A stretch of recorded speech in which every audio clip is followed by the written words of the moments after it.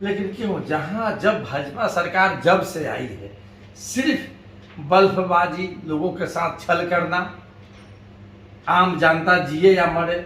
एक तो कोरोना से उसी तरह भी हाल है, दूसरी तरफ ये महंगाई, गैस सिलेंडर, उजाला योजना। जानते हैं वो चीज और आपको मैं बतला दे रहा हूँ, शायद बहुत लोगों की जानकारी नहीं है। पूरे बिहार में ये लोग का पार्टी का ऑफिस का ओपनिंग हुआ है।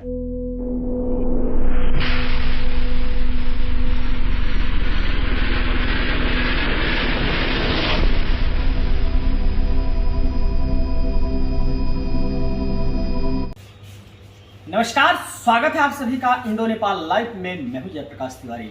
इस वक्त जो मेरे साथ जो शख्सियत हैं वो किसी परिचय के मोहताज नहीं है। खास तौर पे राजनीति की धराधुरी में एक बड़ा नाम, सीमाई क्षेत्रों के साथ साथ पूर्वी चंपारण का एक बड़ा चेहरा, राजद के कद्दावर नेता, सह रक्सौल विधानसभा के पूर्व प्रत्याशी रामबाबू यादव मेरे साथ अभी मौजूद हैं। आइए हम जानते हैं हाल ही में भाजपा ने जो कार्यक्रम किया था उस कार्यक्रम को लेकर क्या स्थितियां थी, पटना में राजधानी की क्या स्थितियां थी और बिहार वासियों को क्या मिला। करोड़ों रुपया पोस्टर और बैनर में बर्बाद कर दिया गया। इसी को लेकर हम जानते हैं कि इसको कैसे ले रही है राजद और कैसे ले रहे हैं रामबाबू यादव जी। आप अपने इस मामले को लेकर किस पर अपना प्रतिक्रिया देंगे, तो सीधे चलते हैं और जानते हैं नेताजी से खास बातचीत के दौरान। सबसे पहले आपका इंडो नेपाल लाइव में बहुत बहुत धन्यवाद। चलिए, आपका भी धन्यवाद, आपके चैनल को भी जो सही चीज सही समय पर आप लोग उजागर करते हैं। हाल ही में भाजपा के द्वारा आहूत कार्यक्रम की गई थी जिसमें सभी मोर्चे के लोगों की एक संयुक्त बैठक थी, जिसको लेकर कुल मिलाकर रणनीति थी 2024 और 2025 की एक संकल्प, उसको पूरा करने की एक रणनीति बनाई गई थी जिसका एक टेलर था। तो उस टेलर को आप लोग कैसे देख रहे हैं और बिहार वासियों को उस टेलर से क्या मिला और खासतौर पर पटना में क्या स्थिति थी जब यह कार्यक्रम होना था? जी, बीजेपी के राष्ट्रीय अध्यक्ष जी आए और भारत सरकार के गृह मंत्री पूरे पटना वासियों को कैद करके रख दिया गया, सारे रोड को ब्लॉक कर दिया गया, बच्चा स्कूल नहीं जा सका, कोचिंग जो बच्चा जाता था नहीं जा सका। बड़े बड़े नेता लोग आते हैं, ऐसा बात नहीं। और करोड़ों रुपया रोड पर पानी की तरह बहा दिया गया। अभी धान का किसान का समय है, खाद हमारे बिहार में ब्लैक में भी बड़ी मुश्किल से मिल रहा है। 266 रुपये सरकारी रेट है यूरिया खाद का, तो 600-700 रुपये किसानों का मिल रहा है। इन्होंने अपने संबोधन में गृह मंत्री साहब और राष्ट्रीय अध्यक्ष जो बीजेपी के कहीं चर्चा भी किया, बेरोजगारी, महंगाई, किसानों का मुद्दा। नौजवान आज पूरे देश में सबसे ज्यादा फौज में हमारे बिहार के लोग जाते हैं, उसका चर्चा भी उन्होंने किया कि यहाँ के पढ़े लिखे नौजवान सब बेरोजगार हैं, महंगाई चरम सीमा पर है, कैसे महंगाई कम होगी। 125 दवाओं का रेट 3 गुना कर दिया गया, खाद पदार्थ है जो उसी तरह है, कपड़ा लता उसी तरह महंगा है, किसी को कहीं बाहर जाना हो, ट्रैवल करना हो, उसी तरह डीजल पेट्रोल किराए का। आखिर हम कह रहे हैं कि जो भी चीज हो रहा है राजनीतिक होनी चाहिए, सरकार किसी न किसी के बनबे करेगा। लेकिन क्यों जहां जब भाजपा सरकार जब से आई है सिर्फ बल्फबाजी, लोगों के साथ छल करना, आम जनता जिए या मरे।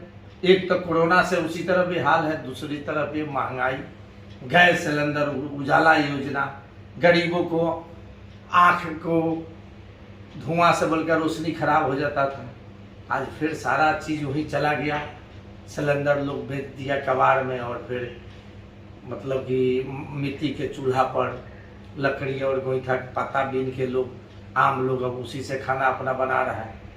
क्या हो गया है सरकार को? आज करोड़ों रुपया जो आप बहा दिए, ऐसा ऐसा ऐसा मतलब कि गेट लगा गया था, बैनर, पोस्टर।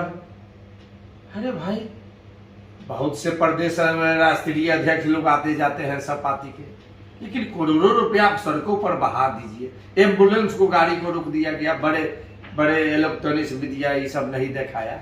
वह अगर दूसरे दल के अगर रहता कार्यक्रम तो उस चीज को दिखा दिया जाता कि एम्बुलेंस, जबकि महागठबंधन के लोग जब भी प्रदर्शन, धरना या कोई ऐसा कार्यक्रम करते हैं, एम्बुलेंस को रास्ता दिखाया जाता कि एम्बुलेंस को जाने दीजिए।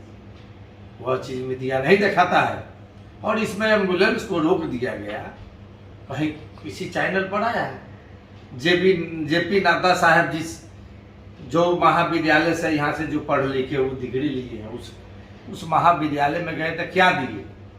लड़का जब कोई मांग रखा है अपना, उस पर इन्होंने लाठीचार्ज करवा दिया। मैंने इस देश को कहाँ ले जा रहे हैं? जात पात में तो धर्म में लोग बांटिए दिया है। यानी ये कहा जाए कि बिहार में महंगाई को लेकर हाहाकार है, किसान हाहाकार मचा रहे हैं, महंगाई बढ़ती जा रही है, आसमान छू रही है और ये लोग करोड़ों रुपया पानी की तरफ बहा रहे हैं। आज करोड़ों रुपया जो ये लोग ले रहा है और अरबपति लोग को, खरबपति लोग को, जो लोग बैंक से लोन लिए उसका लोन ये लोग माफ कर रहा है। लेकिन किसान नौजवान जो लोन लिया है, छोटे मोटे जो हमारे साधारण ठेला वाले, खोइचा वाले, पान दुकान, फल दुकान, मछली बेचने, मीट बेचने वाले, वो लोग के जो लोन लिया है वो लोन ये लोग माफ नहीं करेगा। 1-2 लाख जो लिया है, KCC हो या कोई भी योजना पर लिया है बिजनेस पर, ये लोग अरबों रुपया, खरबों रुपया बड़े बड़े पूंजीपतियों के ये लोग माफ कर दे रहा है और माफ करके चंदा उसे लेता है खरबों में, और उसी पैसा से लोग दुरुपयोग कर रहा है। जानते हैं वो चीज, और आपको मैं बतला दे रहा हूँ, शायद बहुत लोगों को जानकारी नहीं है। पूरे बिहार में ये लोग का पार्टी का ऑफिस का ओपनिंग हुआ है, उसी दिन जेपी नड्डा साहब यहाँ से रिमोट से वर्चुअल रैली के माध्यम से हाईटेक ऑफिस बना है पूरे बिहार में। लोग एक ऑफिस में बतला रहा है कोई जीवन का हाईटेक ऑफिस बना है, 20 करोड़ 25 करोड़ रुपया एक ऑफिस में, एक जिला में, अनुमंडल में लोग खर्च किया है। आखिर यह देश के पैसा लूट कर और आम आदमी मर रहा है, जो अरबपति है उसको अरबपति बनाने जा रहे हैं। ये लोग अंग्रेज के जो है मददगार है, अंग्रेज के लाइन पर ये लोग चल रहे हैं, देश को गुलामी की तरफ ले जा रहे हैं। जो आज 18 वर्ष से लेकर जो 30 वर्ष तक जो बच्चा है उसको अभी नहीं बुझा रहा है।